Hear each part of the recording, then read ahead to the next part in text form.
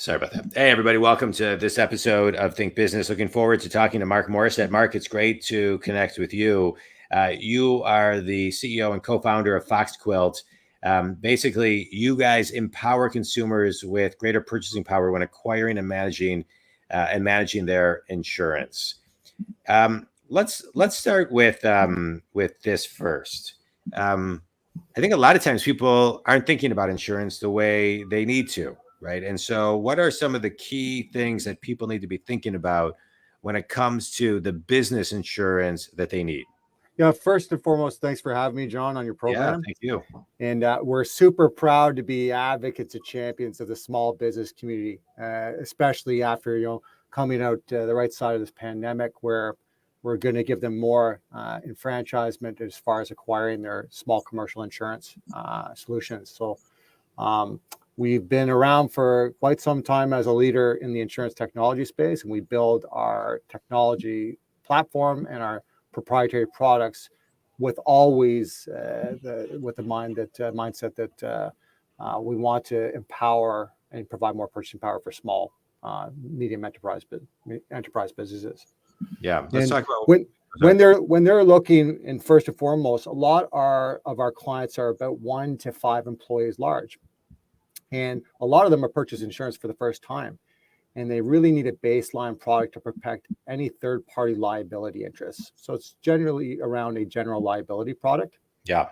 And you look at emerging markets like e-commerce and online, retailers that are distributing to multiple different markets in an e-commerce product.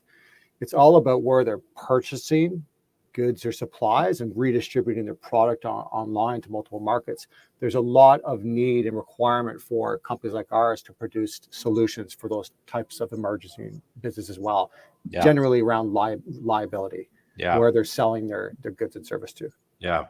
And tell me this, when you're doing all of that and and companies aren't recognizing exactly what they need, what are some of the questions you ask them so they can begin to recognize what they need?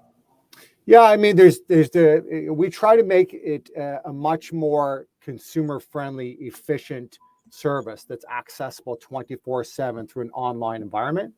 So, our goal as a business is to make that process as friendly as possible, so that we can educate them within that environment and get them in and out of that experience in 5 minutes towards an a la carte product. So we also want to empower them as far as building that cart of product to meet their needs of where they are in their life cycle as a business. And some of those prerequisite questions are essentially define the operation of your business. How many employees? What are your predicted sales, forecasted sales for the year? What are the nature of your goods and services? Where are you producing and promoting them? And so we do it in a much friendlier way, so that business owner, we look at it, a commercial small business painter in Toronto, Ontario, is like in kind to a small business painter in Erie, Pennsylvania, but they could be doing different things. No painter is one and the same. They might be doing in their operation, doing some side hustle fencing, or they might be doing some general handyman work or some plumbing. It's up to us to build the machine and the product to be fit, bespoke offering for that unique tailored business. And that's our job as innovators. Yeah, let's talk about that. You're talking about innovating and you're talking about empowering.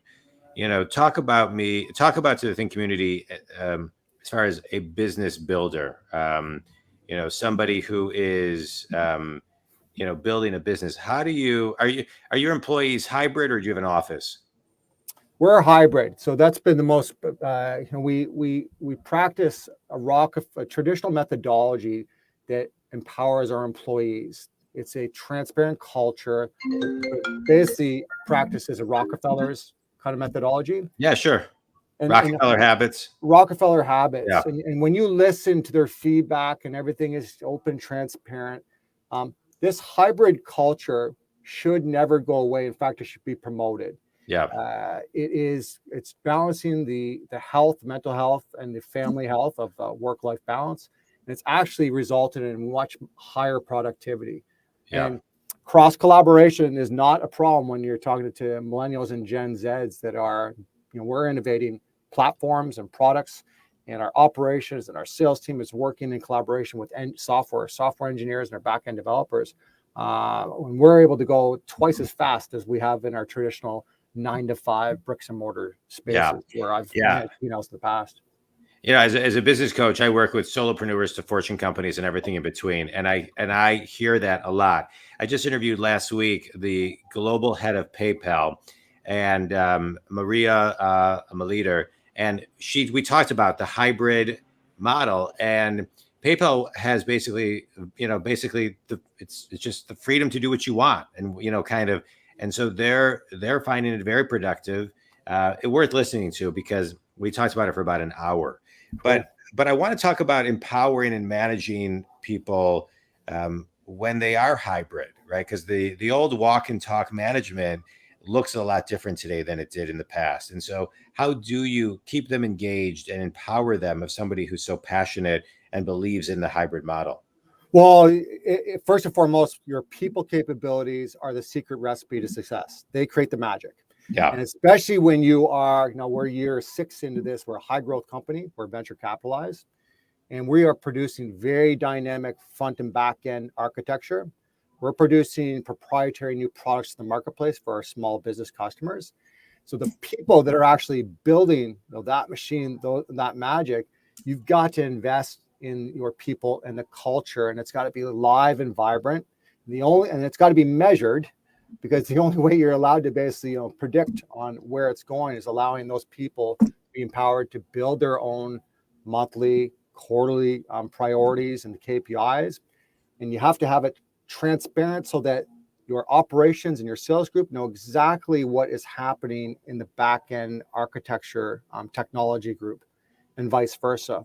Yeah. Because they're collaborating on that joint experience that's going to be frictionless and seamless to the customer.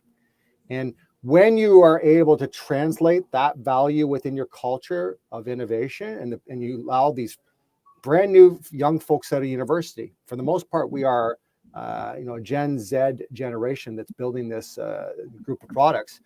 And when you immerse them in that innovation, it translates into tremendous value and reward and recognition that they're part of something special. And you can't put value on that. That's essential. That's essential, and you can orchestrate. Everything has to be very much prudently planned and defined. Within those different quarterly priorities and those different KPIs, because they have to see it. They have to see the fruits of their labor in a very calculated plan, but the results that are correlating to that plan. And once they see it, they can understand the greater 5-year vision that you're trying to achieve as a group. Yeah, I love it. I love it. All right, quick speed round. You ready? Sure. Biggest book that had the biggest impact? Shoe Dog, the Nike story. Yeah. I was read early on a few years back, but I love that story, and it was right at the ripe time when I was basically starting out this business and the journey. All those entrepreneurial stories. Yeah. Best piece of wisdom you've ever received? Best piece of wisdom is from my father and my grandfather. It's all around basically integrity. So doing not what's based on your own selfish interest, but what's right for the people around you. Yeah. I come from a long lineage of entrepreneurs, and they built dynamic, mining, diamond drilling, contracting businesses from 1926 onward. They could have invested in some of those customers that they were servicing in the 60s before the rules were in place to regulate them, and they never did. And that's about integrity. Yeah, I love it. Tell everybody who your ideal clients are at foxquilt.com and how they can connect with you, Mark. We service multiple verticals across the array of all different small business owners, entrepreneurs, so e-commerce retailers, and any personal services around yoga instructors and contractors. We have a full, rich arsenal of products for any type of contractor, locksmiths and electricians, plumbers, carpenters, handyman. And they can reach us 24/7, both Canada and the US, foxquilt.com. They can get in and out of that basically and self-drive their own product to an end goal and save themselves money. Yeah, I love it. As a business coach, I work with solopreneurs to Fortune companies, salespeople, managers, C-level leaders, etc. And what I love about what I do is I work with people who are stuck and I get them unstuck. And I love this podcast because I always have guests on who also help people get unstuck.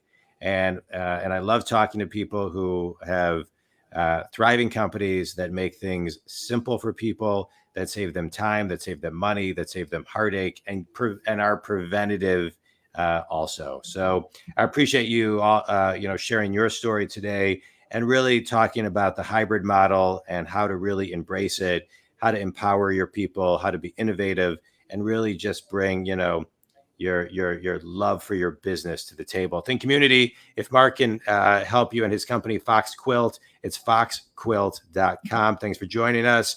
Mark, thanks, man. This was great. Appreciate your time. Thanks a lot, John.